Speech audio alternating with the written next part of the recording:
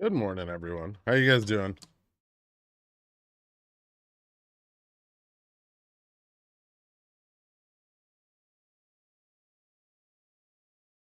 Fi Pickle?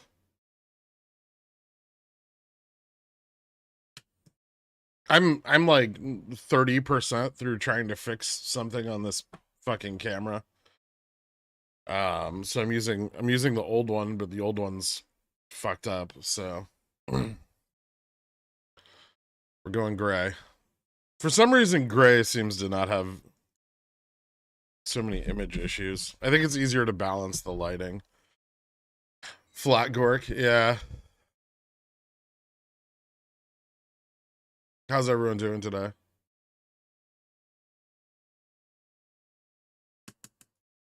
Hey, Jen.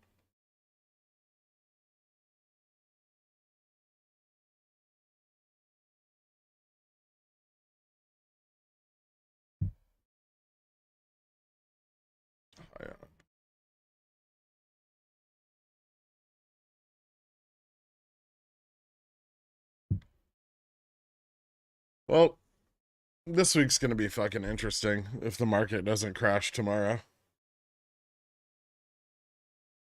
The uncertainty is reaching fever pitches over the weekend.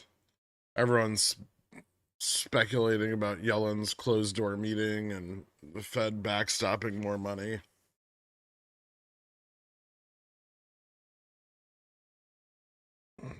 Everyone rushing into Bitcoin before they realize that institutions own the majority of it and will rug pull the fuck out of them.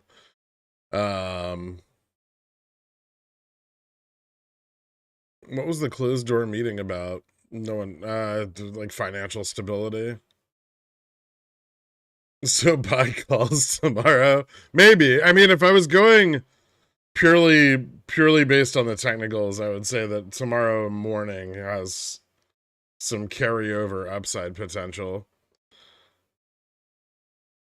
I don't think anything's bullish in the near term.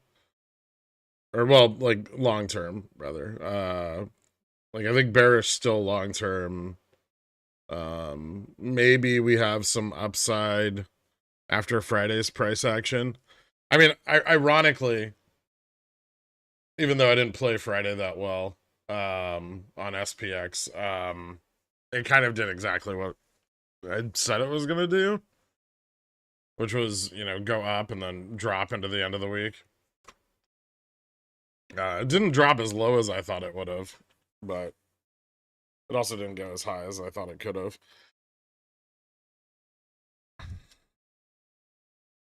So I think this week we have more of a shot of like maybe retesting that 4,000 level, or at least getting those like 39.75s and 80s in the money before we see more downside.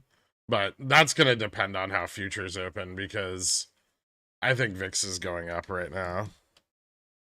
Like I think VIX is going to open pretty high tomorrow. And that's probably going to drag us right back down to that like 3,900 level. So if there is any upside, don't be less skittish than the other bulls. Panks are fun. You said on Discord longer dated straddles like 30 DC, add the money, are the new revised play. So I generally have one of those in place anyway, right? And then I'm just managing like a constant coverage of whatever the local significant resistance is, right? So, either I'm like down here at like 3,900 like I was here, like going into the beginning of this week. If you guys remember, I was straddled at 3,900. Um, now I'm straddled at 3,960, like in this range. If we move up, I'll probably end up straddled, at the 4,000 range. And then I'm buying a little more theta on the puts so I can leave them running while I reposition the upside. So sometimes it's like they're both 30 DTE, but that's the primary position, and then they have smaller straddles that I'm using around it, right? Like smaller straddles, like sold 0 DTEs to offset theta decay, shit like that. Good morning. You said in Discord, how do you detect the skew on options chain to tell when puts are too expensive? You can just tell by the price of an like a 30 DTE at the money straddle is the easiest way to just look at it without having like delta skew data. Um, and you know, if puts are more money than calls on a 30 DTE at the money straddle, then you know puts are overpriced, and you can start looking into like selling CSPs. That's not true on every stock. Mostly that's true on stocks that are heavily shorted on their downsides, right? Because lots of puts are bought. So things like GME, Upstart, you can find yourself in those situations. Shit like Google, maybe a little skew, but it's going to be almost imperceptible. And sometimes it's just covered by the spread. Things like Apple, where there's basically always more bulls than there are bears, you very rarely see, a skew that moves, favorably for CSPs.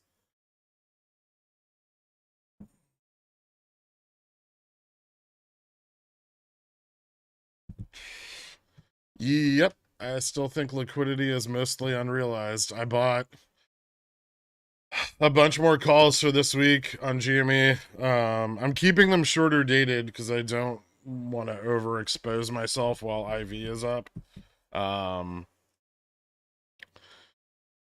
But I did pretty well on the 0 DTs Friday. The morning ones, not so great. The ones in the afternoon, I did pretty well on. I did well on the earnings call, obviously. But we'll see how the rest goes. Thoughts on Apple insider sell? How much? Like, is it a huge amount? I didn't see it. Jimmy to 50, then crash will be okay with me. And Jimmy looks really compelling because it kind of looks like the period here where like back here in March where we broke out, and then like before we realized the rest of the upside, similar to August as well. So I still think there's a lot of gas in the tank, and the speed at which we're realizing, like, the velocity of this is quite high. I mean, you could see it in the sensitivity to upside price action in the index on Friday, right?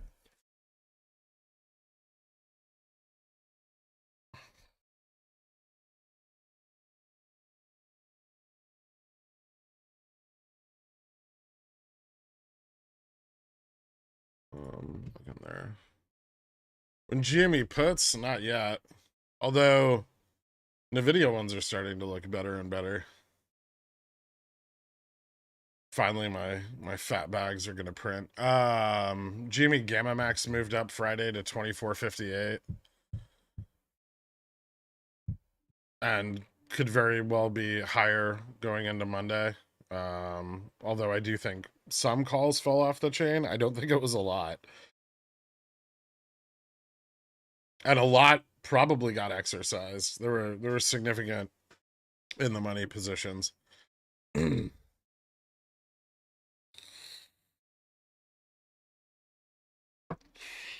Maybe GME gets to do its own Nvidia. Is SPX a good hold as a medium to long term hedge? XPSX or SPXS? So XPXS is $20. Which is significantly worse than SQQQ, which I think is at like 34. Is it at 34 right now?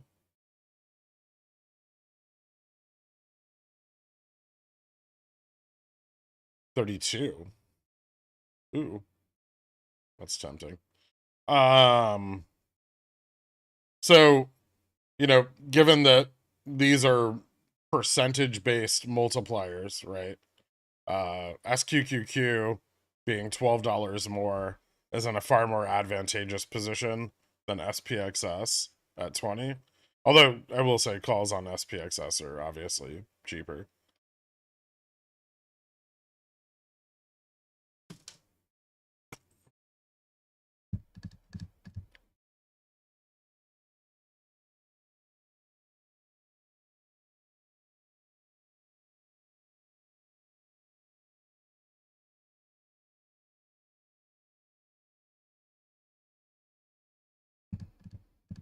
When you say more theta on your puts, are you talking 30, 45 days?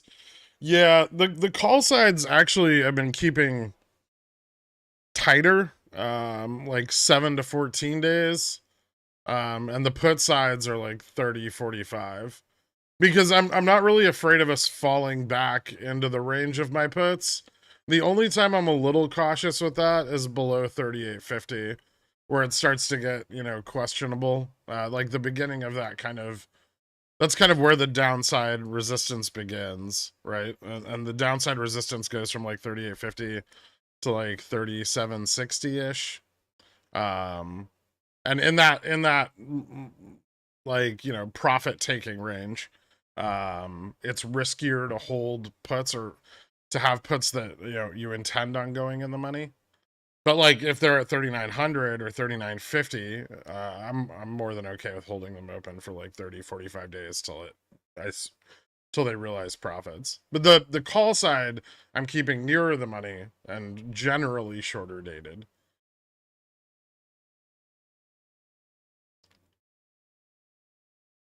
Unless something comes up that's, you know, highly uncertain, like the next CPI print or something like that.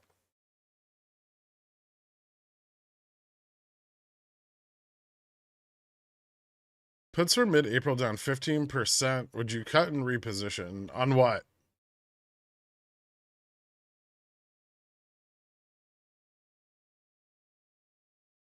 When GME puts? Not for a little while. At least like 3 or 4 more days.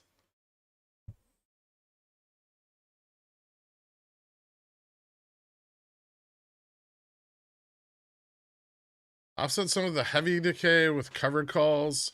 I mean they're not covered, but I'll sell like, you know, naked calls out beyond uh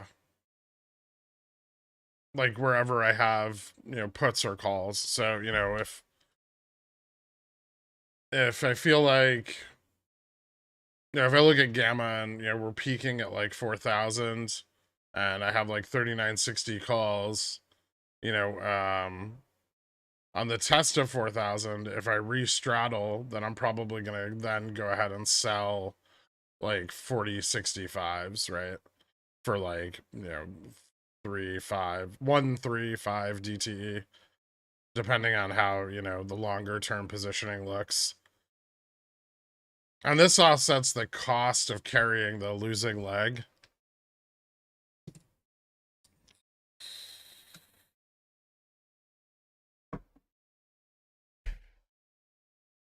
Thank you so much for hammering. Take profits. I got out of 80% of my longer dated puts at 39.15 on Friday.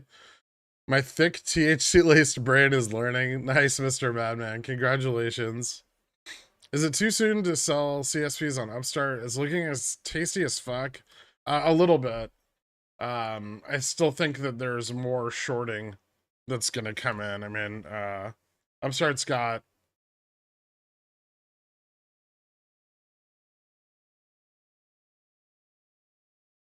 a fairly decent range here, where we're likely to see more shorting, although bots is nearly tapped out.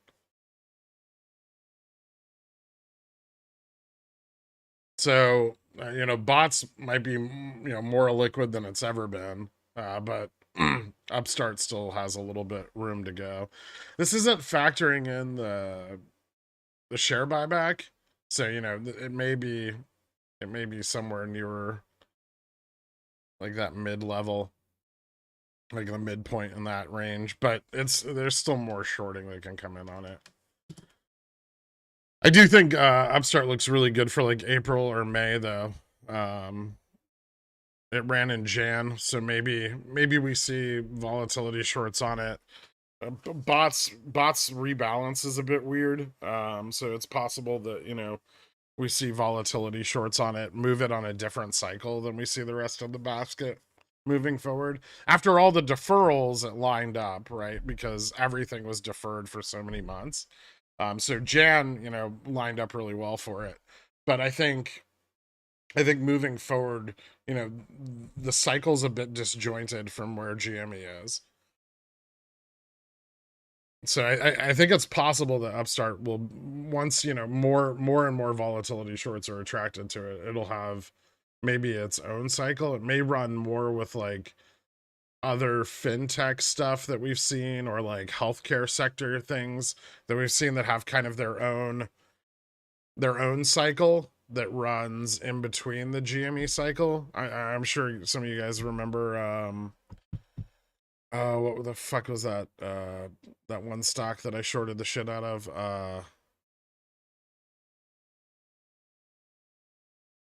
God, it was one of the SPACs. It went from like $1 to $17 or something like that, and then I shorted it.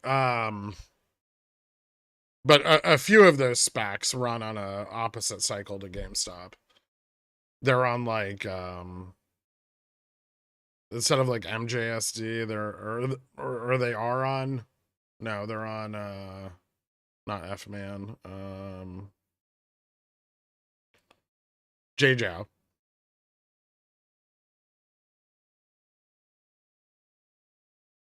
Right? I don't know. I'll have to look at it.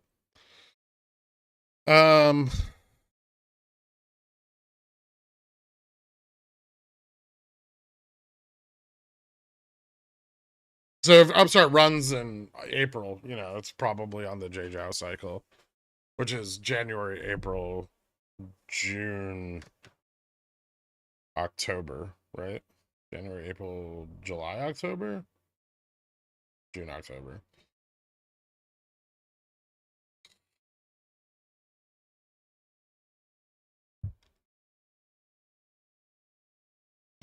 $30 million notional from the COO. That's, yeah, no one's gonna care about that. Did you buy 23C0DT on GME? It bottomed at $22. No. I did in the middle of the day on GME, but I bought 2250s in the middle of the day on GME.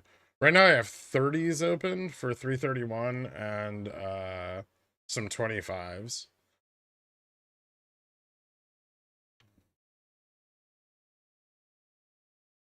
You said it late last week, 37, 65, 38, 50 was your end of quarter price target. Is that based on PCE coming in hot? Are there other factors leading to that prediction? Well, part of it has to do with the concentration of put volume in that range specifically, with 3900 and 3850 being the highest interest strikes on the downside.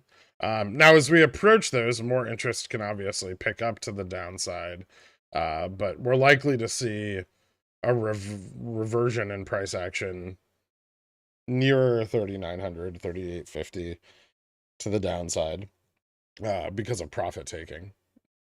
These profit taking rallies can be pretty extreme given the speed at which we've been seeing our downside occur. Bears are almost as skittish as bulls right now, and it's not. It leads to a lot of volatility. What type of delta are you looking at for GME short dated calls? My usual, like 0.3 to 0.1.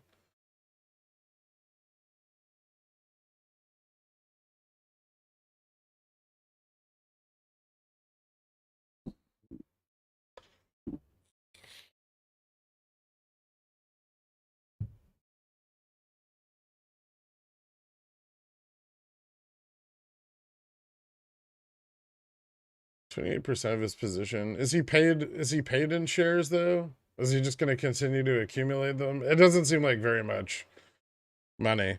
And I mean, Apple's high right now, so it makes sense. As an indicator that Apple is overvalued currently, I agree that the insider sale may have some slight impact on sentiment, but you know, it's not an extremely substantial sale of stock. 1.5 Granite shares, Nvidia daily leverage ETF popped up on RegShare Friday. Oh, okay. Interesting. Thoughts on selling CSPs on SQ? Can't find counterparties for the swaps? Huh. Thoughts on selling CSPs on SQ after the big short declared? I don't like the company, but the short report wasn't sound in my opinion, and I think puts are heavily skewed. Puts are heavily skewed. I have no interest in touching it. I don't like, you know, being anywhere near Hindenburg's plays. So, I mean, there's a million stocks in the market. There's no reason to have to play that one just because everyone else is. Is tomorrow Jimmy Moas? Probably not. Although I did see your post yesterday on Ask Reddit, Rims and Tims. And my advice would be the best way to tell your girlfriend she has a mustache is a birthday card. Kind of plug it into a light dad-like joke. If Invesco is facing liquidity issues, what happens to their ETF and stocks it contains? Thanks.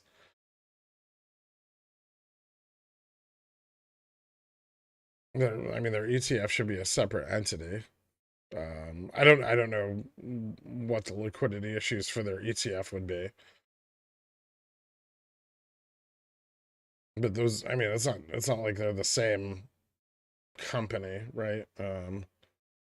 Based on rising GM and available liquidity, are you thinking we could see 30, 33 range? Maybe 32. I mean, GM rising is a good sign, but remember our GM's going to be lagging call exercises that occurred on Friday. So, and since so many short calls close the end of the week in the money, we may see a significant amount of exercising occur. And the closure of those short calls could lead to a significant increase in our gamma max. So and we won't have that number until Monday night. But yeah, I think it's at least in an interesting position. Right now, you know, 1.5 above puts us at like oh what 2740,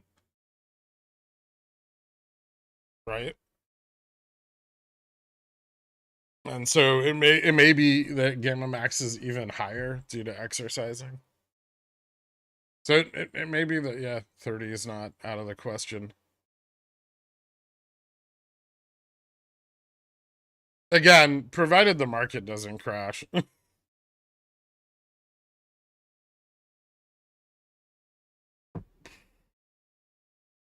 Although the run on GME last week didn't seem as continuous strong upside as last year's OPEX is, but given the liquidity chart and CV VWAP indicator, it could still have the potential of reaching 30. Maybe. Yeah, 30 may be possible.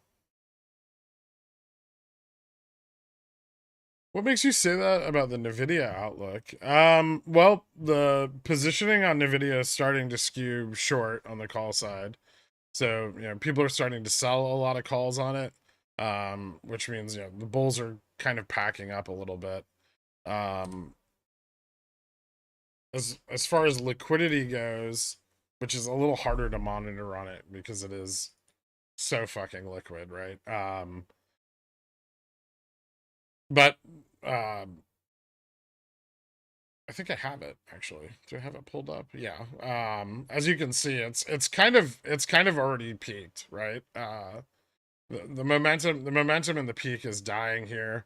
And this run is really similar to the run that we saw occur on Nvidia, well, a couple times, right? Back here, just following their split. Moderately similar to the one we saw around March. Not as high a correlation as the one we saw going into August, but March and like last November are very similar runs. As you can see, you know, we've kind of peaked out here on the downside too. It's losing a lot of its momentum. The shorts are getting some traction. I think this is the time. Although remember that, you know, we had a lot of those signals going into the beginning of this run, you know, that we were going to continue down. And basically the shorts all got squeezed out, right? So like everything short here going into their earnings got squeezed out. But now that they are, you know, squeezed out, it is showing some signs of pulling back. And hopefully it's pulling back into a larger or broader market downturn. And when that happens, like in March, Nvidia can lose value, you know, very, very rapidly. I think from its peak in March, you know, it got back to by May OPEX, you know, it was already back to $156 from a high of 292. So about a 46% drop in less than 45 days. Don't forget that the same factors that help drive Nvidia up when indexes are rising make Nvidia sell off when indexes are falling. There's a reason on, you know, every large drop in Nasdaq over the past year and a half, it has drastically, you know, outperformed on the downside.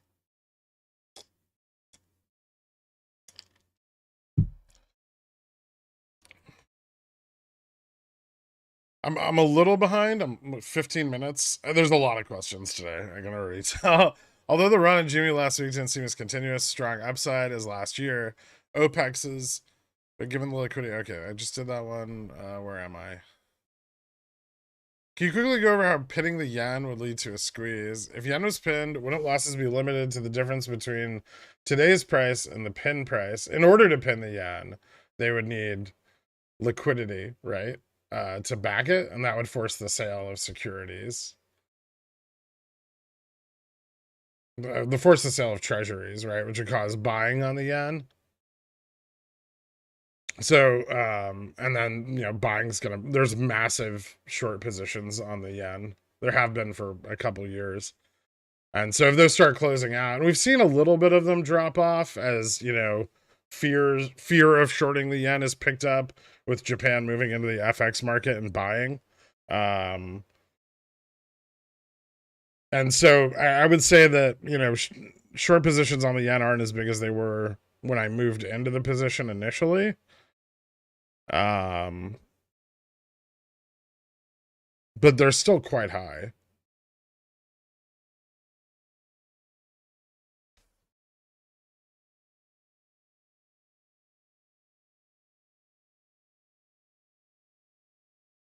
Pinning the yen's also going to come with rate increases out of the Japan central bank, right? Because they would have to raise their rates to contract the margin of their inflation. So that also increases the value of their currency. Wasn't that iron something? IRNT. That's it. Thank you so much, Snickers. No, not Sava. It was IRNT. But it's some of those SPACs and, you know, Upstart, you know, kind of lines up with those a little better than GME. Some of those SPACs ran on a offset cycle from GameStop. If you have time, can you check out FTNT? Seems like a decent short opportunity, like a cheap Nvidia short sector-wise, but a worse company. FTNT. Oop.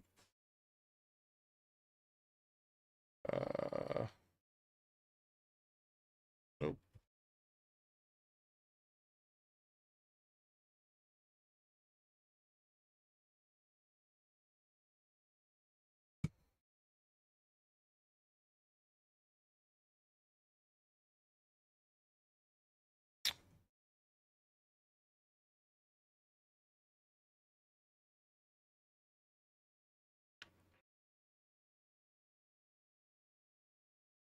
Are you sure they're a worse company?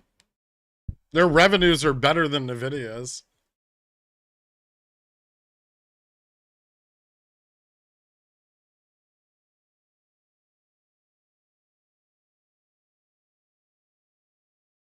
Their year-over-year revenues better than Nvidia's.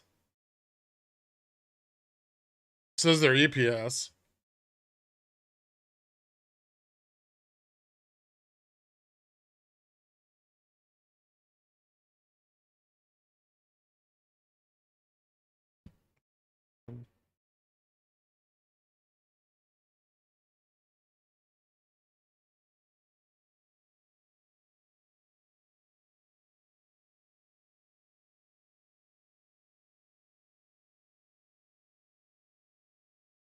They're definitely not facing the same growth issues. Do you have more than that than just like the sector's gonna drop, or what else?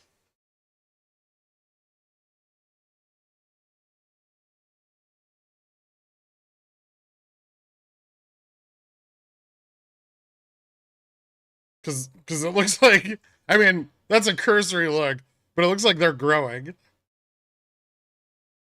which is, you know, over the last year, kind of impressive. Do you think it's too late to short Deutsche Bank? Unless you're going to actually short it, in which case I think it's risky.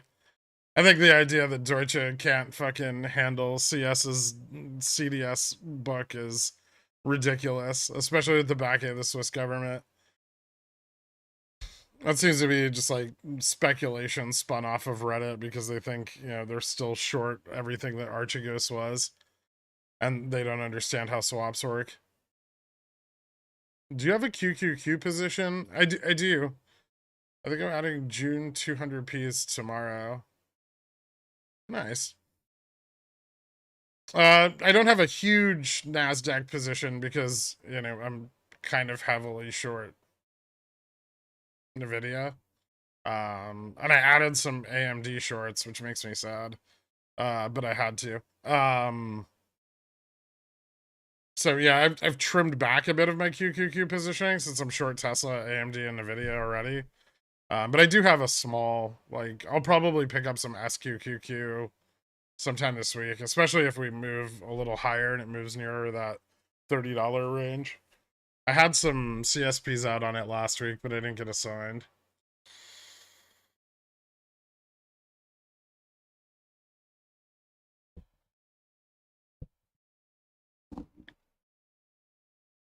Do you think after OPEX is settled that Jimmy finds a higher floor because of its improved financial results? Not necessarily.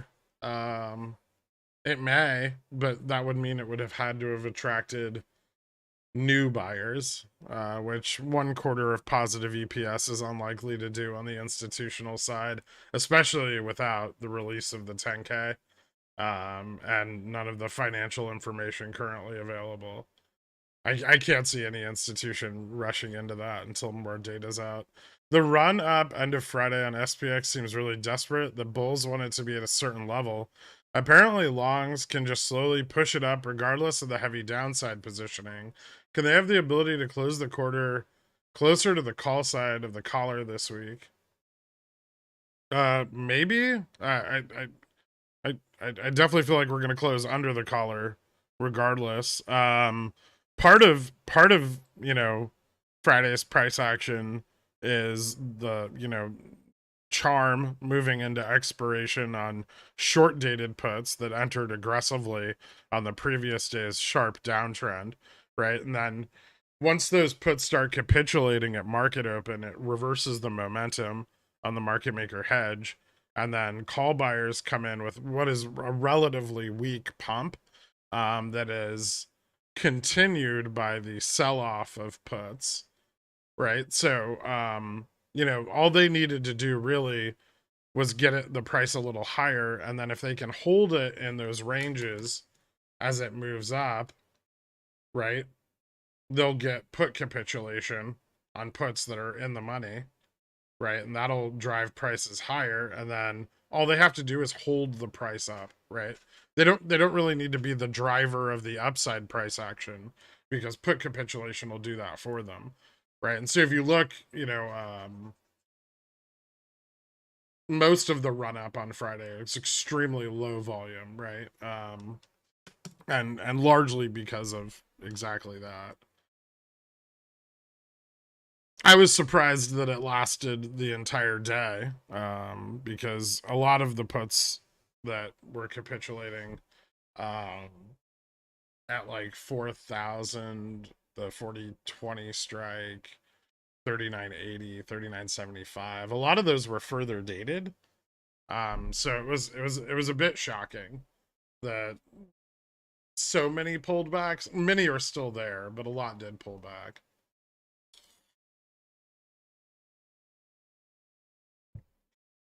What pulled back really hard were the puts that went deep in the money at like 39.50, that were 1-2 DTE, right? And that led to most of the larger price improvements on Friday.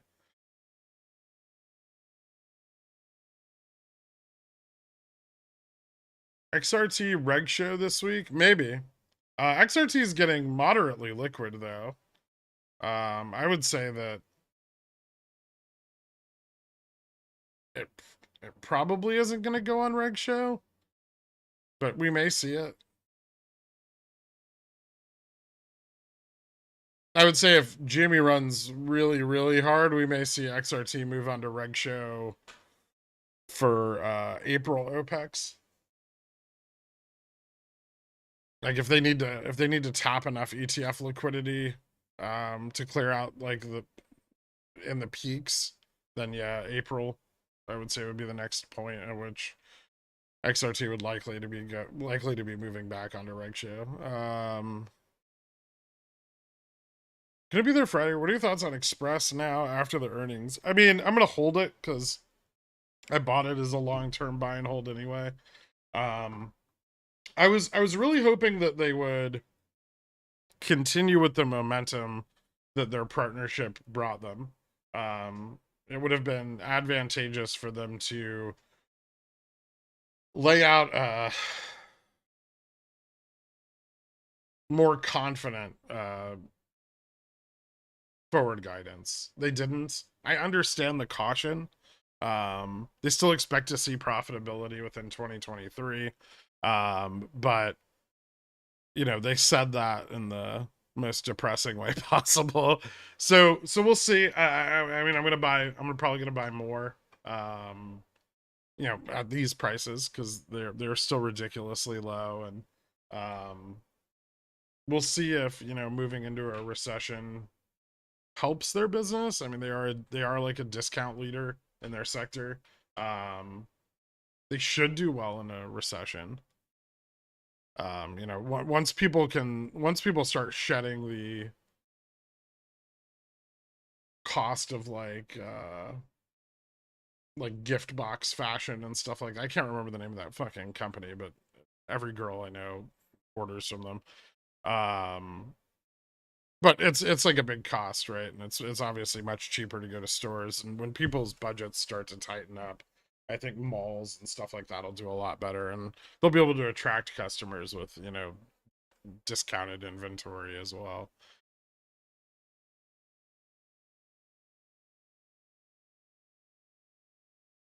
But yeah, I'm not happy about how they handled that. But I mean, I'm okay with the company. I'm not worried about my position. There may be a reverse split if they continue to trade under $1, which is unfortunate, but what are you gonna do? I think there was definitely some shorting following earnings, and there's already a large entrenched short position, so we may see some repositioning of that going into next week.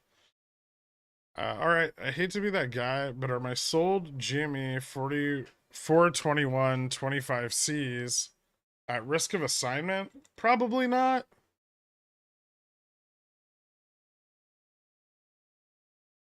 You can roll out. If they go deep in the money, you could roll down and out. You know, if we hit 30, you could roll them down to like 23 and add 30 days or something like that, you know.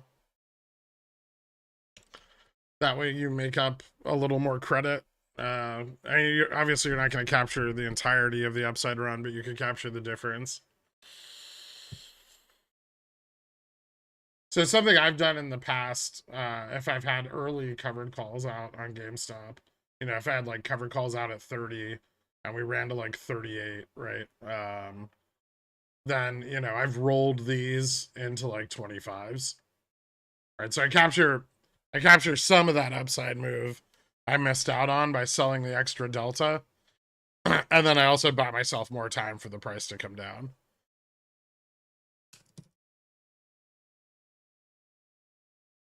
FSLR, I don't have that up right now. One sec.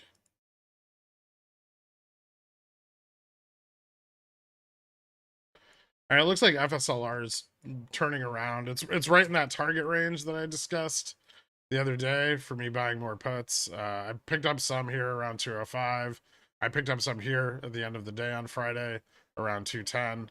I think it's going to break back down towards the, you know, like 186 level on these nearer dated puts, which is my primary target is 186 and 170.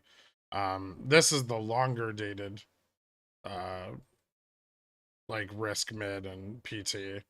Those I averaged down with my earnings hedge. So I hedged earnings back here. I averaged down all my longer dated stuff. And then yeah, we're trading like pretty close to my risk, and so this is where I wanted to enter puts this week.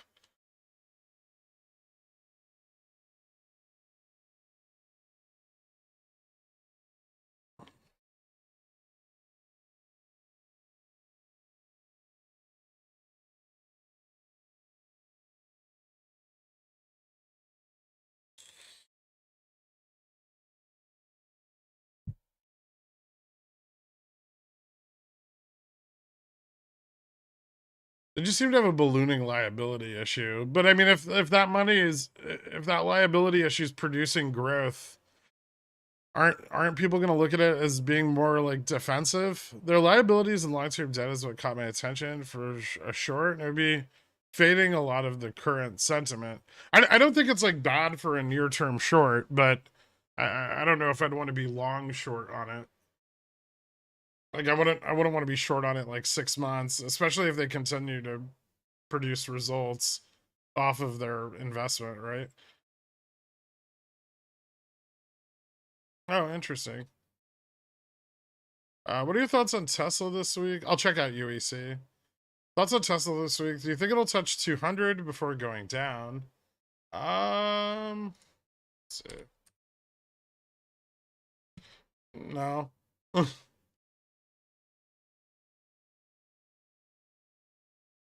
I mean, it's close. Maybe.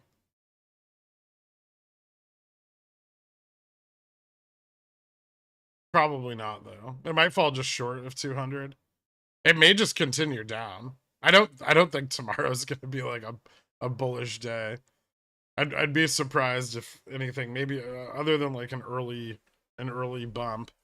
Sentiment over the weekend's been nasty.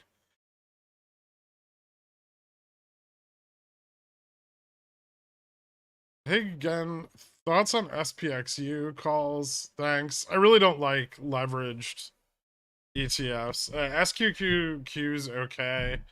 SPXU.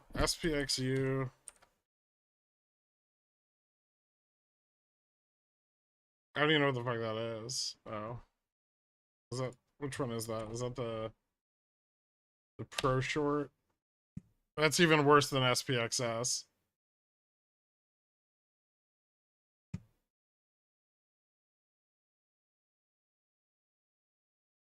Jake King, welcome to Dillionaire. Thank you so much, man. Hit me up on the Discord. I'll get you added to the country club after the stream. Can you talk about how to judge where to sell CCs? And when we get towards the end of the run this week, no.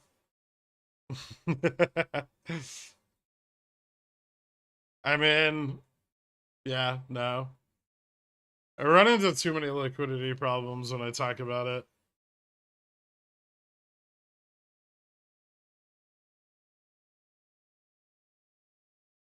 Feels like the current market sentiment. Oh, is that not playing? Sorry. Feels like the current market sentiment keeping a major downside exposure is really risky, as we don't know how long they can just hold it there. So having delta neutral positions might be best. I mean, that's what I've been holding, right? Is just pretty much straddles every night. And then, you know, if I feel confident that there's going to be a continuation of a move, or we're going to see a big move, then, you know, I leverage it with shorter dated positions.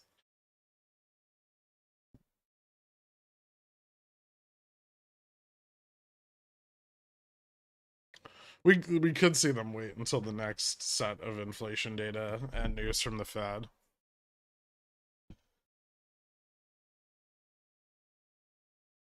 Yeah, that's my concerns. It can be viewed as defensive, especially in the cybersecurity space and the geopolitics. Yeah, I'd watch out for that. I'll look into it a little bit more, but I mean, just a cursory glance, and I can see, I can see them, you know, being viewed in a more positive light, especially moving into like the next 6 months. I'm headed to New York City to try out Prince Street and Scar's Pizza, like you messaged. Any deli recommendations that I can add? Cats, overrated. Still good, just overpriced. Like, I still recommend Cats to people. Just know that you're paying like $40 for a sandwich. Should I full port into cheap regional bank stocks? I think there's some good value in the regional banking sector, but you have to do a lot of research. UEC just had a short report come out about them. They haven't actively mined uranium for a while, but it's over $60 a pound. They most likely will. Also, they haven't taken on much in liabilities. Okay. I mean, I like it. How quickly can they get operations up and running though?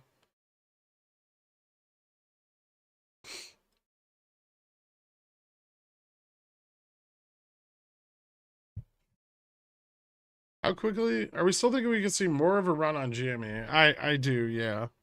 I don't think we're out of the woods yet. I think we have T+2, the finalization of T+2 tomorrow. And then on T5, which is like Tuesday, Wednesday of this week, we may see even more price action. Although I'd imagine if we do see it play out that way, we'll see like a higher high here, a drop, and then probably a similar high, and then it would fall off. Yeah, this would be the MM obligations, which are way higher right now. This would be ETF, like authorized participant obligations. And then after that, I don't, and these, you know, we might see them in after hours. They may not really produce the results we want, but the MM ones are the ones I'm most interested in right now.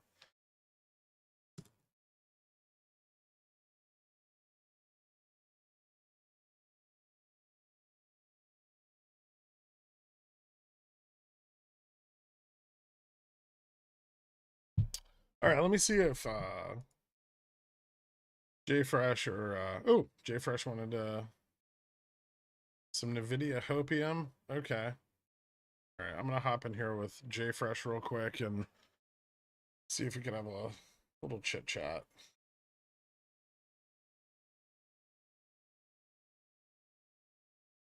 Hey, man. Hey, what's going on? Nothing much. Just getting bull bearish for next week. Yeah, largely bearish, but maybe a little bullish. I think we may see like a early week continuation as the shorts continue to reposition. I Yeah, don't think the shorts were really well set up for the drop following the Fed meeting, and I think that led to like a lot of capitulation on Friday. But I think they'll reposition stronger and with a lot more money now, right?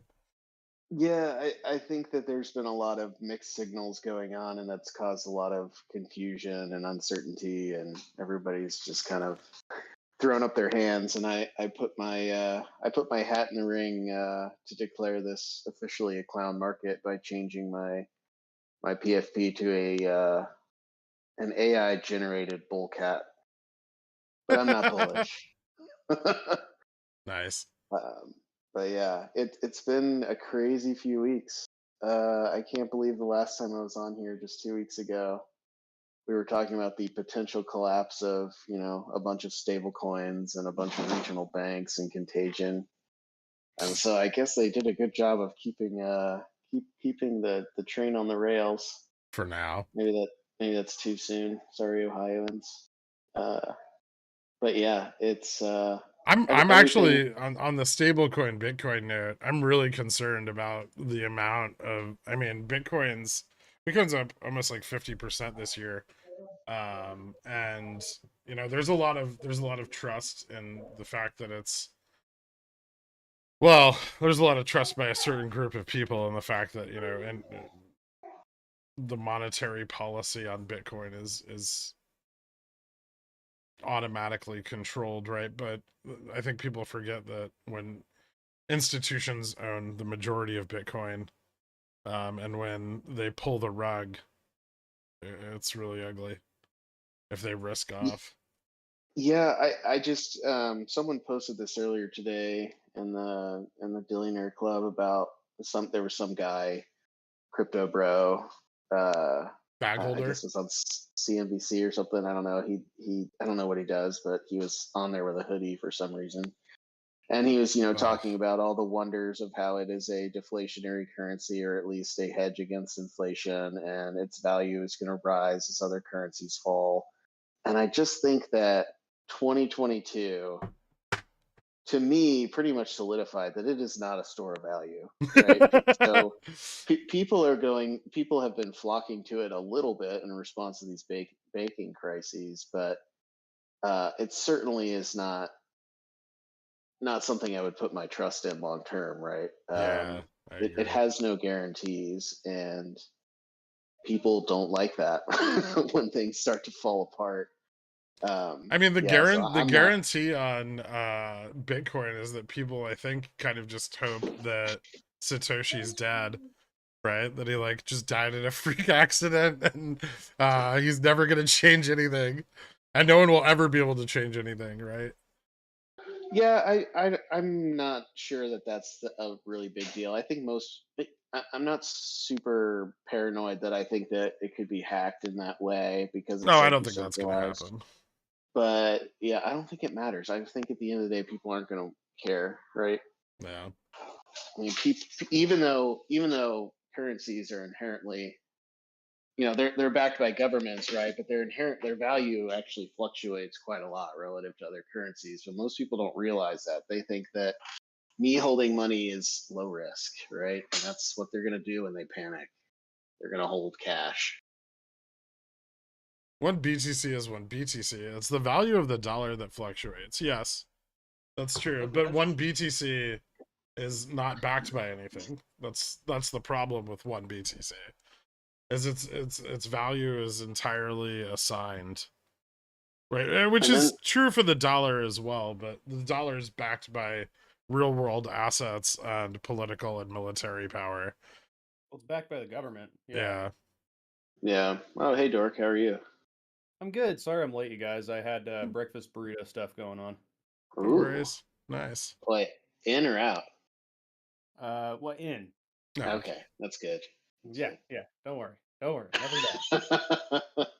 Not yet. um, Yeah. So, one other thing I'd say about crypto, if we're, obviously it's not that interesting, but my concerns with USDC and Tether, still remain because they have the same.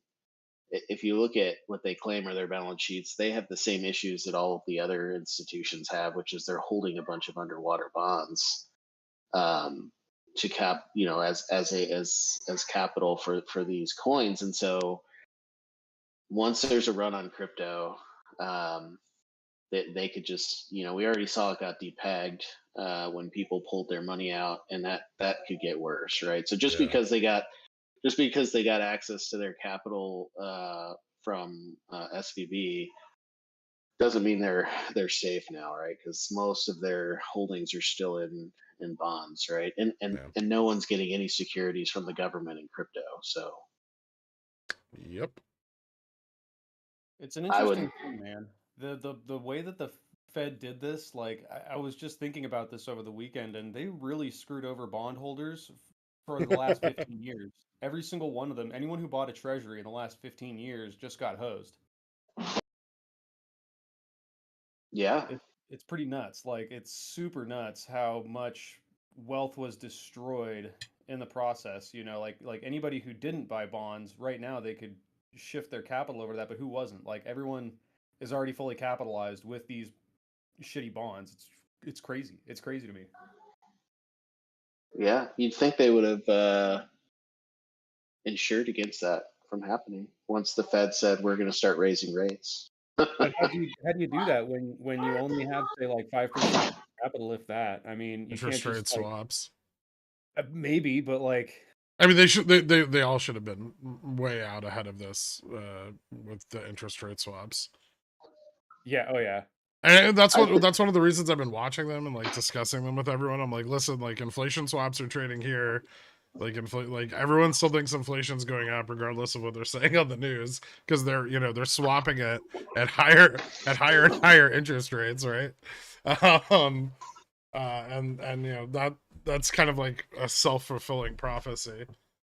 Unlike the Yeah, rate cuts that they've been pricing into futures, yeah, it's which like is it's just more, hopes if and anything, it's like dreams. it's an expression of fear more than anything else, like a fear of high inflation, a fear of an economic downturn in the bond market. Like it's a big giant panic fest right now. It's Well, pretty nuts. here's the bigger deal. Almost even bigger than that is this liquidity contagion is gonna spread towards the MBS, right? And the Fed can't really, as we saw in '08, the Fed's not really positioned to back those. They can move into QE and try to take some strain off of the market, but um, if people like, I I think mean, they that's don't one of have the much reasons room to do that there's such a big push for. Sorry, one second, I missed that, but I'll get back to that. That's why one of the reasons there's such a big push politically and through the media for the Fed to halt the rate hikes and stop the unemployment, because if unemployment continues to rise, the defaults in those, AAA tranches are going to skyrocket again. And we're Well, literally just going to get a repeat of '08. yeah. So, I mean, But if the next hike isn't the pause and the Fed has to move the terminal rate and they have to target a higher interest rate, we're really going to see some big problems with the MBSs. And yeah, I sorry, Jay mean, Fresh, what did you say? I missed the I last was section. just saying, yeah, sure, they could quantitatively ease, but I mean, how much room do they really have, On right? MBS, They're not as much as they do on treasuries, right? Because on treasuries, they're in essence backstopped by the treasury, right? The treasury can come into the market and provide liquidity like the Bank of Japan does. Um, but on the MBSs, I mean, the defaults and downgrades of those is just it makes them worthless, right? not only that, but the valuation of the assets going down as well because it's an asset-backed market. The Yeah. value of the assets goes down. It really, really screws with these things and I for mean, sure. what you think about what all of this activity is doing? It is trying to prevent deflation, right? But we are in an inflated bubble and have been for a long time, and at some point it's going to pop. And I really just kind of feel like we're getting to the point where we're just kind of every day we delay it, we're just making it worse. And Well, it's just the tail risk on that is hyperinflation too, which is like which is exponentially worse because that's what is what topples nations, right? Like you can't let this you can't keep the party going forever because then you will get hyperinflation. You can't raise rates fast enough, and if you try to push them over inflation, inflation just keeps going up at some point. And so like we cannot allow that spiral to happen. And I think Jay Powell is acutely aware of this, and he is not he has to go until something breaks at this point. He has to engineer a hard landing. Otherwise, if he breaks now, the risk is so much greater than just an economic downturn and I mean, I think we've almost entered and I'll preface this by saying I don't think I've been very wrong about the Fed for most of the year now, or the last year. And I think that we are entering a period where the Fed is either going to halt rate increases and massively increase QT, right? So bring up the advance rate for the repo operations while letting the federal funds rate stagnate, and increasing their deleveraging of their holdings, which obviously, they don't want those shitty MBS either, right? And if anyone's going to sell the top, it's going to be the Fed. And or we see them move forward with a more Volcker style approach and move the federal funds rate out in excess of the current inflation rate. And I think both of those are more on the table than they've ever been. I think the QT is an easier sell because the public at large really won't understand it. Whereas, the public at large would really feel the, credit pain from, a 7% rate or a 7.5% rate, right? But the pain from quantitative tightening, the public will still feel, but they won't know why. Yeah, it'll be interesting. That'll be the offloading of assets would be kind of nice too. It would essentially have the same effect, right? Where you would be pushing up asset backed security rates by selling off those bonds, but you wouldn't actually be pushing up the terminal rate such that the treasury market would experience more stress than it already has. I think that's the reason the Fed has held their MBS for so long. They discussed last year, oh, we're going to be shedding X amount of MBS per month, right? And then they didn't shed any. And everyone was like, what the fuck is going yeah. on? You're not shedding any of your Basically all they've MBS. And they're like, and then eventually J Powell was like, yeah, we're just not doing that. And that I think it was in the December press press conference. He's just like, yeah, we're not offloading the MBS at all right now. And I think they're holding those MBS for when the asset values start to dive. Yeah, And then they're gonna have to essentially hedge the fall of asset prices by quantitatively tightening the MBS market. So as housing prices drop, the Fed is going to start offloading their, and I don't see how that doesn't end up in a super fucking hard landing. But he really didn't sound confident in the softness of anything anymore at that last conference, no, except he yeah, maybe his own stressed out. personal softness. yeah, I mean, I've been trying to put together sort of what the story is. If you look at all of the different markets and their reaction to this week, and it's really difficult to piece together. But I do think, looking at every single market, I think the most consistent message is that everybody's just freaking out and moving to what they believe are safer assets. And Mm-hmm. those have just varied widely, which is why we've sort of gotten some strange behavior. Well, we've seen Um, money flow out of oil, which is interesting, right? Because oil's generally like a big wealth store. yeah. And which And, means, and people flow out when they're afraid that there's going to be a recession and a drop in demand, right? So yeah. that, There's and the also bonds. I think so many people just jumped into bonds. They literally just didn't give a shit about what the rate was. They just wanted to own them. Yep. Well, Um, they also flowed into mutual funds as well. Mutual funds saw a ton of volume over the last month. yeah, Like, mutual fund, yeah, money markets, One of the all of other that. reasons I think that the quantitative tightening approach, or increased quantitative tightening approach, is more likely is that so many bonds have now been bought with, you know, loans from the Fed on those par value assets, right? At the current yield, that if they were to raise yields higher, they compound the problem, right? So like all those fucking regional banks that hit up the Fed facility went out and just bought bonds and treasuries with the money they got, right? So they essentially rolled their shitty calls forward. Yeah, I've Um, heard mixed information on that. Some people have been saying that a lot of it's been held in cash, but I don't know how true that is. yeah, I don't think they give a shit about their depositors, um, especially not with the FDIC insuring everyone's accounts, right? Um, So yeah, why would you fucking care? But no, I mean they need to maintain their margin, and more leveraged bigger banks even more so, right?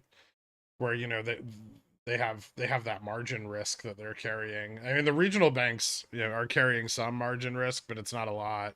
But you get out to like Wells Fargo, CS, Deutsche Bank, you know, JPM, those guys are carrying massive margin positions, right?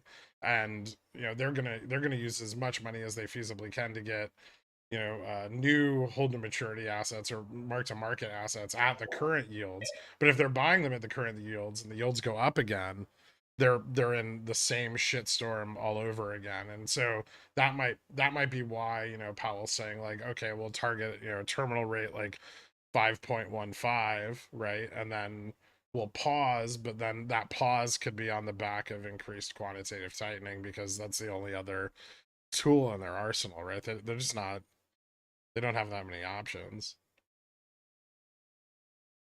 Yeah, it's gonna be an interesting couple of months coming up here. It's progressing a little more rapidly than I anticipated at the beginning of the year, but yeah. So that I mean, all of these other markets we've been talking about have screamed panic, right? And then the stock market bleeds up, right? I mean, it's a joke at this point. Everyone's just like, all right, are we ready for a quick down in the pre-market and then bleed up all day? And the stock market ended up since all of the bank issues started happening, right? So, what the hell is going on there? That's an interesting story, and I think a lot of people here have kind of been exposed to it now in a variety of ways. But essentially, if you look at the market as a whole, people are selling tons of stock too, which is consistent with, you know, all of the other market behaviors that we've seen in the other markets. And you know, the amount of stock selling for all but about 10 stocks is about as bad as it was at the depth of October, right? When we were down at like 3,600 or so, or a little below that. But what's going on? Why is it going up? Well, there's been a bunch of money pumping into, you know, tech mega caps. And then we all joke about it that um, that Nvidia is literally holding up the market, and we call it the NVDA 500. But that's kind of what's happening. Apple, Microsoft, Yeah. Nvidia, Meta, Amazon, et cetera. Um, and when that I mean, at some point, people are gonna, right. I mean, insiders are selling. They all see that this is, you know, Well, getting way think over. of like your, you know, your average Joe. What are they gonna sell last? You know, these all these people that are participating in the market right now, right? They've been holding, you know, those tech positions for a decade now. Some of them more, right? And those tech positions have been their greatest earners by a lot, right? I mean, if you look at the growth of Fang from like 2012 to 2020, it's even through 2021, it's fucking insane, right? And so, you know, it makes sense that those are the last bastions, right? Yeah, but what's interesting is that it's actually been enough of a push to just pump the whole market. And if you look over the past, I threw a bunch of garbage plots in here, but if you look at the last one I plugged in there from, oh shoot, the source isn't on the subtext, but it's there, yardney.com, that guy.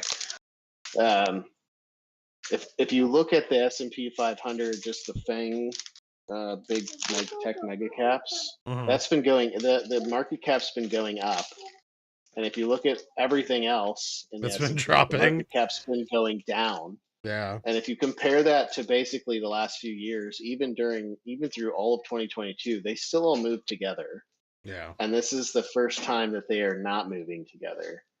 And so I think what we're seeing is that people are no longer hedging long positions with a lot of options. They're just simply selling them. And so I expect that will catch up to the pump in those 7 big stocks. When will that happen? I mean, they're really big. I'd love for it to happen tomorrow, but they have a lot of inertia, and so we'll see. I mean, I still see some upside on Microsoft and Apple. I think Nvidia is about tapped out, obviously, knock on wood, but AMD seems tapped out and has started to turn around a little bit, which is a smaller, not really included in those. But it's going to take a little while for those to at least stagnate, if not turn around. So what I'm hoping for this week and next week is that we start seeing those stocks stagnate, and we stop seeing as much volatility to the upside, and we start seeing more large wicks, large candles to the downside, which will start. Well, slowly Nvidia is looking like, I think I mentioned earlier. I don't know if you were on, but it's looking like the call positioning is becoming progressively more and more sold. And I'm hoping we start to see that pulling, gamma max down, and gamma neutral's been skyrocketing right alongside the price action. Yeah. And so we don't have too far to fall now before we get into Well, that negative gamma range where price action of the downside can really start to accelerate. yeah, and what's interesting, I posted this a little earlier. I was running these numbers. So I've talked about this before, that I basically look at the options chain to figure out what the probability distribution is for where the market maker expects the price to go. And these are the ones it's posted here, right? Yeah, the first one, and it's basically, do you want me to share that? If you want to, sure. Okay. But I can tell the story in words. I mean, basically what's going on is the market maker, just as people pump the stock, they just say, all right, I'll just price up now. The short dated calls are going to be worth, I'm just gonna sell them. People are buying them, so I'm gonna price them up and sell them, and they're making money hand over fist.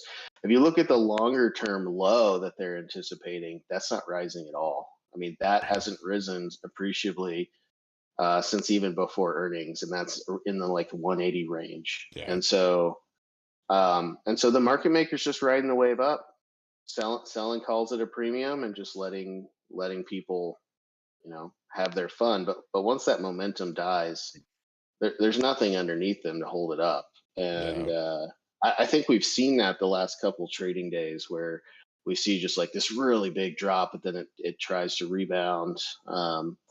So I agree, it's showing signs of weakness. Now, does that mean it's not going to hit 300 in 2 weeks because AI? I don't know. I mean,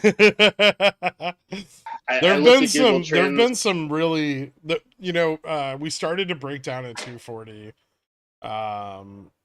before on Nvidia, and then we moved into their press conference, and there was this another huge wave of call buying, and obviously that shot prices up even higher. And we as we saw like gamma max rise, and we double tapped it. But I think there's probably not a lot more positive news left, but I would be wary. I would be wary. I don't know, because any positive news on Nvidia, it seems like people are willing to just full port calls. And yeah, I mean, last week was their big AI conference, and so certainly a lot of people just had Nvidia on their minds. But I'm looking at. I basically just go to Google Trends every once in a while and type in Chat GPT, and look at the popularity of the search. And it spiked. It spiked this week, so to new all time highs. So Oh. we'll see how that correlates to new all time highs on. I don't want to say I've that. now talked to 3 Nvidia investors who think that Nvidia owns ChatGPT. Yeah, Two of those people work for institutions. So I thought that was pretty fucking funny. Yeah. Uh, yeah. Yeah. The only missing piece of the puzzle that I haven't quite figured out yet is the goddamn VIX. It has just simply resisted tracking the S&P, right? There's Yeah. there's some amount of resistance to allowing the VIX to rise, and I'm wondering if that's consistent with the idea that people are basically just selling long positions, and maybe that results in less hedging to the downside, You know what right? it They, is they also, and this is something that we should note and has to do with, like, the way VIX spot is priced, right? Is that as VIX rises, it becomes harder to buy puts, right? And so we see, you know, momentum in put buying drop off. So, like, unless puts are already very well positioned into a VIX spike will, like, lose its momentum very quickly because no one's buying more puts, right? Or if they are, they're buying short dated ones, right? So, yeah. when VIX is low, like the last time we saw VIX hit 18, we saw massive far dated put positions come in, right? And they were like big leveraged put positions, like all the way out to March 17th, March 31st, April 21st, and they took advantage of that cheap VIX to just buy as many fucking far dated puts as they feasibly could. But now, now with VIX elevated, it's harder for them to get into those positions. And so when VIX drops, we see those positions come in, but that causes VIX to rise. And so the window, especially when VIX is in the upper range, where it starts to hit that hedging pressure, um, the momentum of put buying dies off really fast. And so, like I said before, like, bears are just as skittish as the bulls because, like, they're not willing to overpay. They're not going to buy SPX puts at a premium, right? Yeah. Or at, No, like, I a agree. significant premium. And so that's one of the reasons we keep, like, basically, like, I mean, the price action following the Fed meeting was like almost like a mini crash, right? Um, but then we just immediately rebound the next day because the they want to take profits. They want to get VIX back down so they can buy more puts. And that, means that we're probably, especially with zero DTs now, going to largely stair step our way down a lot of these losses, I think. And I wonder if the zero DT decision was in an effort to allow this to protect the market from the downside. Yeah, a lot more intraday chop for less longer term volatility, maybe. Yeah. But yeah, I mean, if you look at the options chains on the indices, I mean, they're not averaging up. They're pointing down, and they were pointing up pretty much since the middle to the end of October. They started trending up and not really changing direction. But here, I mean, they're finally starting to trend down again. So I expect to see something in between, something closer to like the August down to October kind of stair step down. I mean, we're already a little bit through it, and obviously we're going slower than in that period, but I think this downtrend will continue. How do you But feel obviously, about JPM selling off their charm hedge on long futures going into the end of the quarter? historically, JPM's like hedge against the dwindling value of their covered calls into the end of the quarter puts them long futures. And you know, there's absolutely no proof, but a lot of people think that the week going into the expiration of the collar, they sell off all their long futures in order to print or come as close to printing their put position on the on the collar as That possible. sounds like some great confirmation bias for someone like me who's a bear. I mean, it sounds Yeah. plausible, sure, but I don't want to hang my hat on it, right? I'd love it, but I don't know, man. I feel like the market is in just one giant argument. You got VIX arguing with the index, and then you got the index arguing with the bond market, and then you got the bond market arguing with the Fed. I mean, it's just a big fucking mess right now. Everyone's running yeah, around with their hair on fire. It's crazy. Yeah. yeah. Janet Yellen, Jay Powell, Tom Lee, and Michael Burry are all caught up in a four-way slap fight. Pretty much. Like And Jackson, don't I just forget Jackson with his 12,000 C's. Bipolar Bear, if you ever made one macro point that was valid, I would address it. But you don't. You're just being contrarian for the sake of being contrarian. And you have nothing at all to back your thesis. You've been bullish since Feb. Yeah, I know. He keeps just being like anti-bear, but it's not making him money, I don't think. I don't know. I mean, you could take it or leave it. If it's something that we've said is wrong or misplaced or we're missing pieces of puzzle, I'm happy to hear other viewpoints. Yeah, I'd love to hear like a good bull case, but he never has one. He's just like, that's not going to happen. What if it doesn't happen? What if everything's fine and I everyone mean, wants to buy the dip? then maybe, right? I don't know that Everyone's always buying the dip, you son of a bitch. I mean, I guess I mean at that point you're just guessing, and I guess that works for some You know people. what I though? don't know. His bull case is valid, as long as his time frame, his time horizon is long enough that the market goes up, right? So he could just have a 20-year time horizon, and yeah, his thesis holds validity. That number go up. Here's what I know about him. He's a CPA, so automatically I assume that he only looks at the numbers. But I don't know what numbers he's looking at in regards to his macro thesis. And he's like one of those people who like put 75% of their salary in their 401k.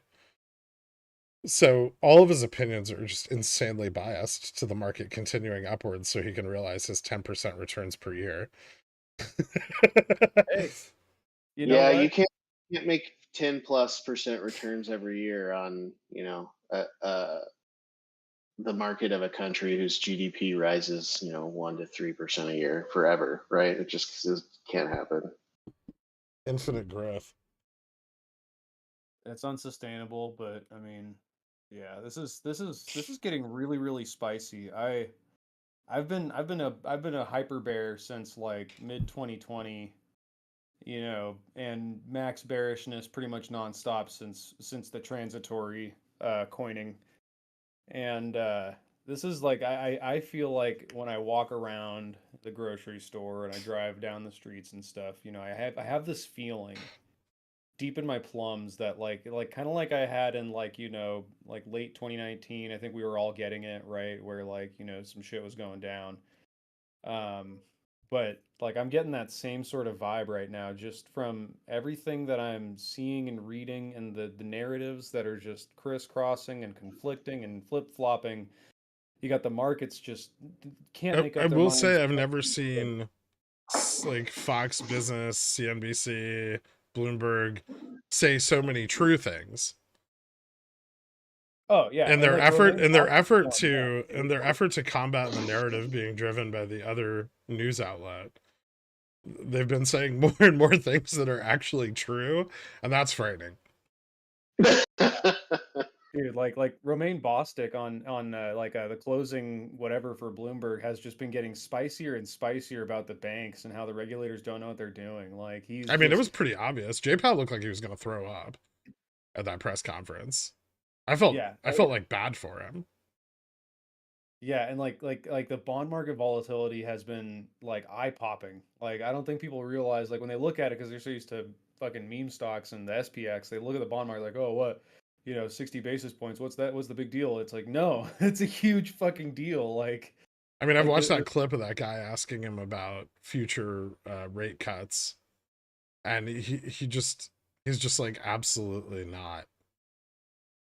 And like he knew exactly what him saying that meant, but oh yeah, everybody did. he had to say it, right? And like that was probably the most But important thing he said in the entire speech.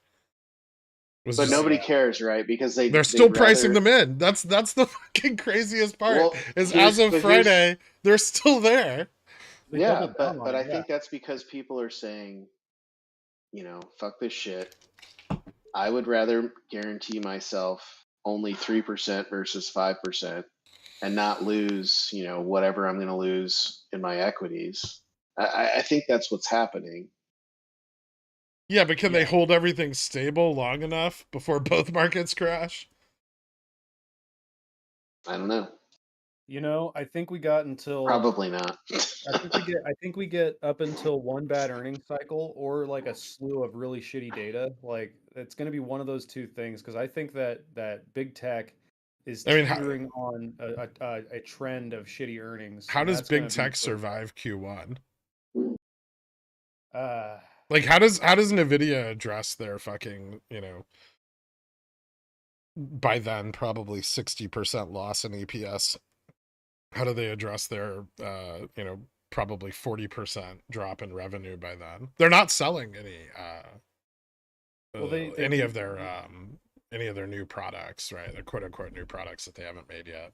Um and they're not like the people who bought the AI supercomputers like Microsoft, Google, Meta, all of them bought them last year, right? So those revenues are already realized, and now they're just sitting on fat inventory that's not growing, and that they're gonna have to address that in Q1. Like they didn't have to address it in Q4, and we knew going into Q4 earnings, some tech companies are going to be honest. Some are going to be able to revise their guidance, and some were going to pad their books with layoffs, right? And really, the only honest company that came out, like the only two honest companies that came out of the Q4 cycle were like Amazon, Google a little bit, and Microsoft. Microsoft was pretty upfront with their earnings. If I had to pick a winner out of the FANG stocks, it would be them. Actually, Netflix, pretty honest too, um, in their guidance. But the rest of these companies, AMD came out 2 quarters in advance with their revised guidance. Um, but Meta, Nvidia, um, Apple, all of them are just lying through their teeth, right? And they can only do that until Q1, Yeah, unless they I lay off think. like half their workforce this quarter. I mean, you think about how many people at the end of the year were, stoked about a soft landing. Myself included was trying to make that case, trying to provide because we were, everybody was still pretty bearish at the time, Yeah. and we did almost make it to 4,200. I would like to say to Mr. Poopy Pants that this bet is one of the most exciting bets I've ever made in my life because we've been within like $5 of both 4,200 and 3,800 so far. uh, I do think he's probably going to win, but you know, it's been a lot of fun. But anyway, I mean, I think a lot of folks were just banking on if I can just survive until we get the soft landing and start turning around, then I don't have to be honest and upfront. And I think that's about to bite all of them in the ass, the people who weren't honest. I mean, Jensen's been selling his fucking stock. He sold in what, March and November after the split. So he doesn't give a shit, right? And his fucking insiders were selling for the last 6 months. Um A lot. If you look at AMD insider sales over the last year and a half, they're quite fucking numerous. So they all knew it was coming, but they're still like just lying through their teeth about the potential because they can hype it up and sell more before they hit a recession, right? Like the Yeah, company's like not going to go out of business unless Taiwan gets invaded. that's the real question, right? Is how like yeah, like Q1 is going to be super important, but the thing is you shouldn't underestimate how powerful perpetuating hype can be, right? If nothing fundamentally breaks, economic data doesn't look so bad, their earnings are still shit, but they're still like, "Oh yeah, we still got all this potential. This is definitely we're losing money because we're putting it into growth," or they just lie some more. The stock can continue to go up. Like it like the hype can continue until there are very obvious signs that the music is stopping, right? Especially if it is dire, if it's super dire. Like the big institutions I think are chomping at the bit for any reason I to mean, continue isn't flooding the Nvidia just market. an effect of like the greater fool? Yeah. Like It's people are just buying it higher because it's higher. It's like it's a expensive, classic and so people are Nvidia. bullish. But like all of Nvidia's price improvement, like the majority of the price improvement we've seen over the last you know, month, occurred on like 2 million volume in after hours. Yeah. Like most of the market cap increase was just the market maker de-risking right before Yeah, earnings. yeah. And I it think really I hasn't think it's improved much since then. I Uh think it's pretty clear that a lot more. The market cap has raised a lot more than the amount of money that's been pumped in. yeah. And so, if everyone's just buying because ETFs are buying and indexes are stable, right? And this compounding buying is causing the price of Nvidia to drive up. When that effect flips, everyone who is so confident in Nvidia, at 230 is going to fucking bail on their bags hard at 220, 210. Oh yeah. You got people. You've right now. What you've got is a lot of people who are going to get scared out of their position real I quick mean, yeah, you because they have a don't lot of realize how people quickly the who downside can be realized. just made a lot of money in a very short period of time on the backdrop of all of these analysts pumping the shit out of the stock, right? And Yeah, so the exuberance is through the roof, and the profits are largely unrealized. And I think that people are going to want to realize it pretty quick once it turns around, and it will, right? I mean, I don't want to shoot myself in the foot, but I think we're getting pretty close to the end of whatever this pump was, and it's going to start turning around. I mean, I don't see the market going up above 40, 50 anytime soon. I mean, it might tap it one more time, but I think if it's I going think to do it's that, gonna. it's going to do it pretty early this week. We Yeah, got a question. I think. I think the question is how long the market can remain irrational before the majority of retail traders are burnt with no ammo left for both sides. So do you think Q1 probably May to the end of the June might be actual downside we've been waiting for regarding the time frame?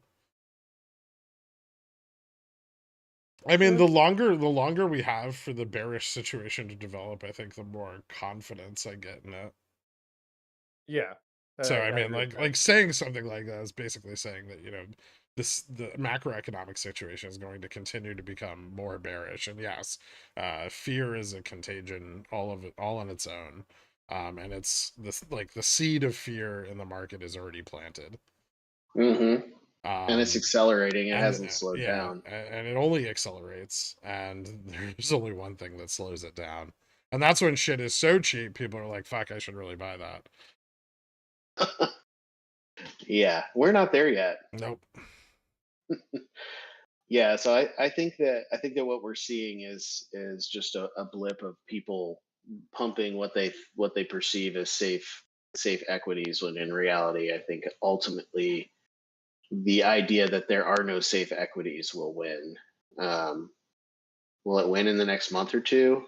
Who knows, right? I mean, some news is going to come out an hour after we have this discussion that changes everything for the next month, right? I mean, who knows? So all you can expect, I think, is that things are going to be completely um, unexpected for the next. You will be surprised a lot over the next month. If you guys ever want to hang out with me in voice chat and go through the banking financial disclosures for regional banks, each bank's like quarterly prospectus is like 1,500 pages, and it's a lot to dive through, but some regional banks are going to survive this, and they're all undervalued by about like 80%. I'd love to do that. I love boring documents. That It's sounds like Dan work. sounds like Dan work. All right, we can get the Dans on it. All the data in the world doesn't have shit on sentiment. That is not correct. At some point, Sentiment moves markets in the short term. Data moves markets in the long term. It is a weighing machine. Well, like sentiment. Go can read only your deny- gram, polar bear, and then come back to me when you're educated on the topic. Do you think a risk off of CMBS or MBS will lead to a dramatic sell-off in mortgage companies like Rocket or UWMC? Rocket, I know, has individual loan exposure. It would be a problem for them. I'm pretty sure UWMC is a broker. I don't know if they carry any actual mortgage debt. Obviously, it wouldn't be good for their business model. You know, if the real estate industry dries up, UWMC would have some problems. But I don't think they're largely affected by like issues with CMBS or MBS. They're you know, they're just a middleman. Does your thesis change if we see a large pullback in inflation during the next announcement? How large? It's got to be greater than 0.5 month over month. If the month over month is continuing up, nothing changes. It just gets more bearish. I mean, even if it starts coming down, if it starts coming down hard, I mean that honestly is more of a confirmation than anything that we really are entering a recession. Yeah, don't I think you're forgetting the effects of deflation. I think interest rates are high enough now that we're definitely going to overshoot 2% to the downside. And when we do, those effects are far more damaging to corporate balance sheets than inflation. Inflation's great for corporations, right? They get to pad the shit out of all their earnings. Everything looks super positive. And then when you hit a deflationary environment and their margins snap contract, everyone's fucked. And you know the size of their executable markets is now effectively halved. Which I mean drives competition in sectors. It's actually a really healthy thing, but it's terrible for balance sheets because they're like, oh yeah, so no one wants to buy $2,500 MacBooks anymore. So now we're gonna sell them for 2,300. Fucking Elon's already months ahead of the curve on that, right? He's already pricing down Teslas, and you know expectation that he'll be able to pick up more market share now against his competition while they're still, you know, pricing in high inflation. Yeah, I think he's also trying to get ahead of the competition with that as well, and more so preserve market share because once the EV space is filled up by all the major manufacturers, that market share is like if you're already the leading manufacturer, that market share only has one direction to go, right? And he does not want that to happen. Yep. I mean, it's a smart move. It's what I expect from GameStop, or I hope that Cohen is smart enough to do, is to take his lack of debt and his cash on hand and use that to leverage, you know, increased market share in the gaming sector while his competition is making cuts and pulling back and, you know, down pricing inventory. But we'll see what he does. I like the short-term profitability. That was cool. Can we Before we wrap this up, do you guys want to talk GameStop, or are we kind of all on the same page that maybe it runs this week? Yeah, I'm gonna give it another couple days. Actually, probably just tomorrow because my calls are absolute garbage. Yeah, nice. But I would say tomorrow, maybe Tuesday is good potential. But other than that, like, I mean, if Monday doesn't happen or Tuesday doesn't happen, if I wanted to, I would consider taking a longer dated position, whether that be shares or just like some leaps or something. And yeah, because I mean, at that point, you're back into sort of a like a an equilibrium stage in terms of settlements and all that. Hmm. There's just there like it seems like everything was able to be netted out, and it's kind of chilling out. Everyone's kind of taking a breath, and not much is going to happen. If anything's going to happen, it would probably be downs, but I don't expect them to be that significant since we didn't see significant downs last week. So I mean, I'm hopeful. I mean, it could end up uptrending if this market stays irrational. But given the macro backdrop, I'm just super cautious with anything that has equities involved. Fair enough. J Fresh, did he leave? Is there I don't know. No, lamb. He's here. He's just I he's see just him. Yeah. he's mum. Well, I think the two compelling points here is that we did see Gamma Max rise on Friday and Thursday, although minimally. I think I would love if we got more data by Monday morning, but we're not. We're simply just going to be lagging until Monday night. Due to the irrationality of the current market sentiment and long-term bearishness, and for the majority of retail traders, don't get to burn on their short-term positions. Buying Leap or December SPX puts and just wait to see what happens might eventually print big. Sure, I would just be careful with how far out of the money you are and profit taking on those positions. Those positions, Yeah. with you're buying a lot of theta like that, you're going to make pretty decent premium on any move down, right? And if it's sufficient enough, you're going to be tempted to take profits. And that's probably the wise move because you should never bet on a crash. So even taking those and like being like, oh, I hope for a crash, you're incentivized to exit those positions probably long before a crash ever happens.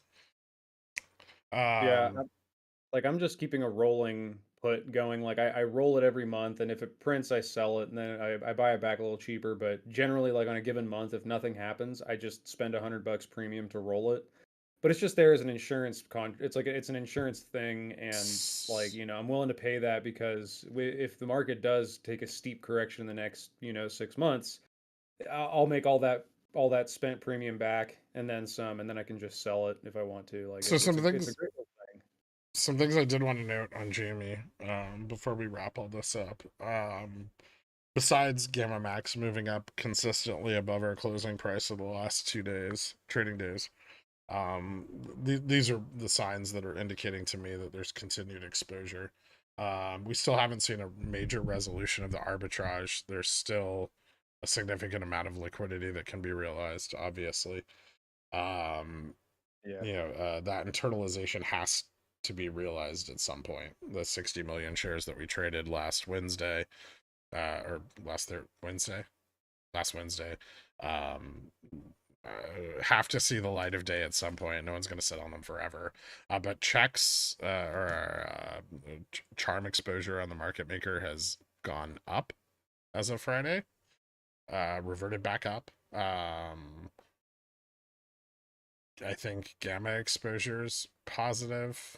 Um, Delta exposure's not, but delta's increasing significantly with changes in implied volatility, which means that um, that's also going up, right? Um, That's exciting. Vega, I'm not sure. I mean, Vega's probably in line. Yeah, also turning up. So, if we do see increases in implied volatility, uh, our chance of seeing a run is pretty high, I think. Now, don't get me Can I get a wrong. little I more mean, your we're protocol? still constrained by the mechanics of all this. Just because Just because it may run again doesn't mean it's going to run massively beyond gamma max or anything like that. I mean, I still think, our upside potential as with the data we have is like 28. Yeah, I mean, and like a slow bleed up is even, in the cards. I mean, the Yeah. arbitrage and stuff is definitely interesting. You're really starting to convince me to buy more of your covered calls, but I I I, I don't know. I like that stuff. I'm just cautious because I know that if the market just takes a big giant dump, none of it's going to matter. They're just going to net everything out Yeah, freely. that's the concern, is that Yeah. on a massive volumetric downtrend in the indices, that allows them to net off those obligations at a beneficial price. I do like that we closed above almost all of the short call volume, almost Yeah, all that of was it nice. on Friday. And definitely close enough to scare out the rest of the naked short call volume at 25.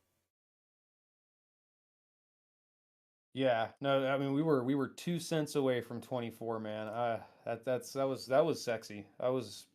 It did give me some pretty solid hopium Will for to leave GameStop my calls open.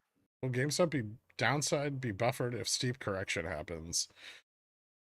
No, I don't. I think GameStop's already realized enough liquidity that if there is a sharp downside trend in indices, I mean, we may be buffered against some of the knee jerk sell off due to the arbitrage not being fully netted out. But once it is netted out, uh, they can absolutely short the fuck out of it. Yeah, and all this, there's still a bunch of calls that are in the money that can quickly just sell off Yeah. if GameStop shows weakness. All those people in the money, they're going to take their profits and run, and that could really just start a big slide down on GameStop, which would The be a bummer. But coolest yeah, thing to me was, I think, the majority of call holders into earnings sold the morning after. yeah, And yet we're still elevated, which totally backs my thesis that obligations are due. Because yeah, for sure. It really, I mean, there was no option support Wednesday morning. Like everything fucking sold off, right? And then but the price still up, right? People still yeah, buying. it was really cool. I mean, it really goes to show just how interconnected all these securities are. I mean, it's really amazing. Yeah. Just seeing the netting process save a stock from being destroyed. It's so cool. Especially that it happened on GameStop of all stocks. Usually it happens on the mega caps. Like you'll see like the mega caps start trending down, then you'll see the ETFs that are the broad base index ETFs start to candle up, and then the equity drop sort of just dies off because of that Did you ever beautiful see arbitrage. did you see Turd's chart of like available shares in GME's price between XRT and GME? Like No, XRT is basically just inverse GameStop. yeah, it's crazy. I Yeah. mean, there's so many ways to measure. It's cool because there's so many ways to measure it. Like you can find cool novel relationships that they may be useful, but they may just be neat little curiosities where you can say, "Ooh, look, I measured this happening," right? And it's also interesting because it tells you what mechanics are being used, and how they're being used. It's really, really neat. Yeah, NW in Pickle's picks tonight, I'll go over like the shorter term macroeconomic data that's coming out. I don't think any of it's going to have a significant effect until we see PCE on Friday, but and I think largely barring any big events, unexpected big events, we're probably going to be chopping somewhere between like 40-20 to the upside, and even that seems kind of out of reach right now, and probably like 38-50 to the downside. But I'll cover that tonight. Paul Lowe, thank you so much for becoming a Dillionaire, man. I appreciate it. I don't have time to do the song right now because I'm kind of exiting this out. But Gork or Dork, thanks. Thanks for hanging out, man. J Fresh, if you're still listening, I appreciate you coming on, dude. Always good to have your guys' insight as well. And then thank you guys all so much for tuning in.